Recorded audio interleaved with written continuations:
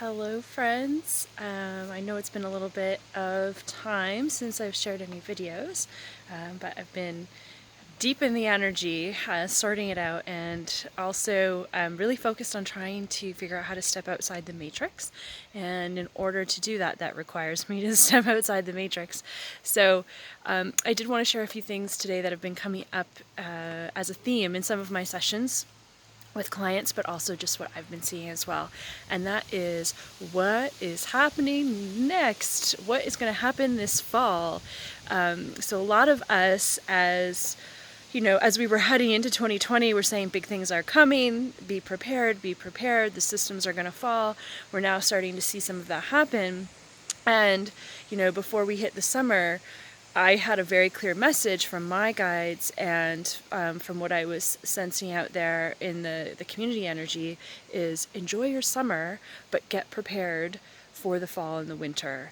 And I am not alone in this particular feeling. There are so many people who are talking about this right now.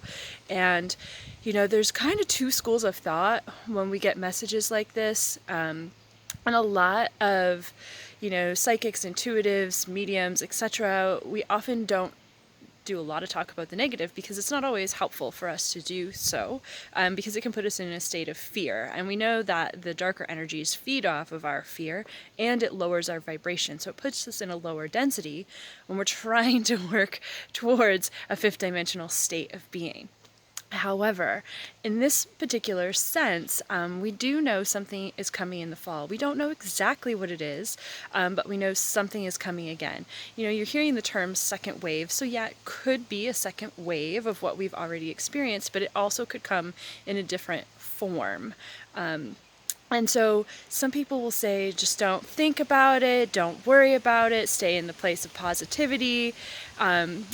And while there is some value in that in certain aspects of our life, I do agree with that. For those of you who are business owners, who are entrepreneurs, for those of you who are, you know, the primary responsible individual in your life or in your family for your finances, your income, your food, all of those things, I would caution, be prepared. Don't be in fear, but consider the fact that there might be something else coming down the road, that perhaps there's going to be challenges to get your food, or perhaps there's going to be some financial constraints again. So get your affairs in order, get things prepared so that if something does happen, you can quickly pivot to a plan B or a plan C and not be in a state of panic, of not being in a state of fear. If we don't have those plans in place, if something does happen, quite often our response is to freeze and then move into a state of fear and panic and stress, which then lowers us. So if we want to be strategic in this light-dark battle, we really want to put those plans in place now, while we're somewhat relaxed. I know nobody is fully relaxed right now, but while we're a little bit relaxed, start to think about what food might I want to have stocked up in my cupboards? What can I have on hand that's got a long shelf life, that I enjoy to eat, that's going to give me some nutrition, so that if I can't get out to the stores for a couple weeks, or perhaps the stores are limited in their supply, that I'll be able to, and my family will be able to, still have a nourishing meal. What are some of those must-haves for your family? And for those of you who have kids, you know, picky eaters will say in your home, what are those things that you need to make sure that they're going to be able to eat? Because nutrition is going to be really important, especially if we see an uptake in illness again coming into the fall. And then also give some consideration to your sources of income. So if I find myself without a source of income, if I find myself temporarily laid off or furloughed, or perhaps I even lose my job, what are some other options that I could have to earn some income, to get the things that I need, just to stay afloat through the winter, is what I'm suggesting, at least up here in Canada, because our winters are pretty harsh. And, you know, best case scenario, none of those plans are needed. we don't need them at all. But they're not going to harm us by giving some thought and some feeling and some reflection into them, and perhaps taking a few action steps to do that. Worst case scenario, if something does happen, then you're prepared for it. So you're not going to drop into a super low state. You're going to say, okay, we talked about this. We have our plans in place. Here it is. Quick switch, quick pivot to the other direction, and we can keep going. And for those of you who are the way showers, who are the light workers, this is going to be incredibly important for us, I think, because we need to keep our vibration high. We need to keep ourselves in a state of calm, because heading into fall, winter, we need calm on this planet. We are going to need calm. So the more people that we have in this calm place, the better. As far as, putting together other plans, that's really up for you. Everybody's going to have their own tolerance level, their own needs, their own desires, their own thoughts and intuitions. But this really is a time to feel into your gut, to feel into your heart, to feel into your intuition, in order for us to move from this space of overanalyzing, overthinking, really getting quickly triggered and quickly offended about things, and move into a dimension of calm and peace and collaboration and harmony.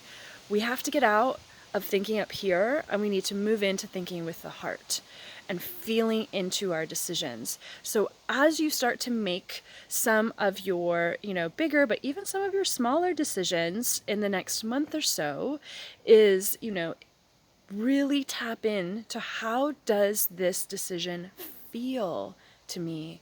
Does it feel good? Does it feel right? Does it put me in a place of peace and harmony? Or does it put me in a place of feeling like I'm all tied up in knots? And start now, while things are relatively calm and okay, and start to make the decisions that align with your feelings now. Because a lot of us have been in patterns for most of our lives where we're doing things that we feel we should do. We're making decisions based on what society has been telling us to do, and we're not making them from our inner soul's perspective.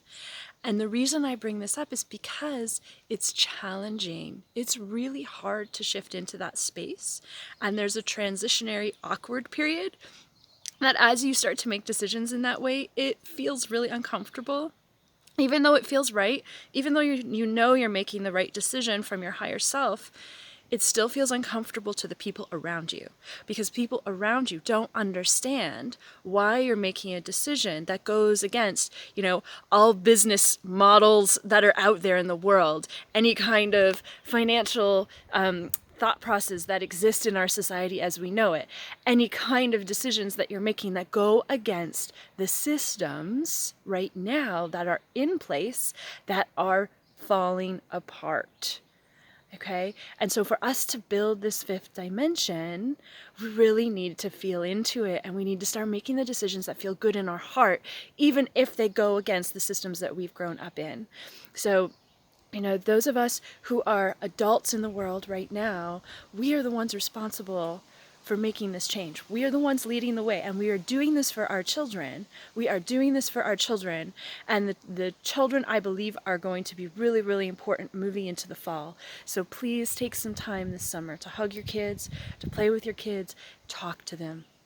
Ask them what they think about what's going on, because they have opinions, they have feelings, and they have huge insights into what's happening. So talk to them, have open discussions, ask them how they feel about the things that are going to affect them in the fall, and get their perspective, honor their perspective, and let it be a legitimate open discussion with them, because that's coming. There's more coming there. And as for your health, your self-care, please make sure you're getting some sunshine, you are getting some time to relax and to play. This is like, to me, the energy right now feels like we're in the eye of the storm. And it feels a little bit like we're getting closer to the end, like something is speeding up time-wise. We have seen here, living in the forest, some really interesting changes in the patterns of our forest space in the last couple months. So our pollen, usually it's like a pollen storm. It's very apparent when that comes. It came late this year by about a month. And the other big marker that we have is when our ferns and our leaves start to change. They have already started to change, so they're coming almost a month early. So there is something happening in the natural space. Our trees, our animals are responding to it as well. So I'm really feeling the urge to make sure you've got things prepared. Sorry, the sun is like wanting to knock me out today. Make sure you have everything ready to go. Make sure that you've got yourself relaxed, you've got your immune system as strong as you can get it. And if you are a light worker, a way shower, a healer, make sure you've really tapped in to the energy of the sun and the energy of the earth, so you have a strong connection to infinite source of energy, and know how to access it when you need it. Be ready. This is your time to do your training, to do your meditations, to connect with your crystals, to connect with the earth, to do all those things. If you need support with that or you need help with that, by all means, you can reach out to me. We will be doing a special workshop on Saturday, August 8th, a Light Warrior workshop where we will be tapping into that together. So the idea is to come together as a team and to start to do some work on that. And we'll also be doing another one of those in September 26th, I think. So if you can't make one, you can make the other. And those will be here in the forest with the earth intentionally, because we want to be connecting in with the elemental forces. The elementals will be our allies as we head into this next phase, if we ask them, if we are kind to them, if we build that relationship with them, and we honor what it is that they do and the role that they play, and they can help us honor the role that we play in all of this as well. So much love to everyone. I hope everyone is staying bright and staying full of life, and thriving and feeling super healthy right now. And we'll see you soon. Take care.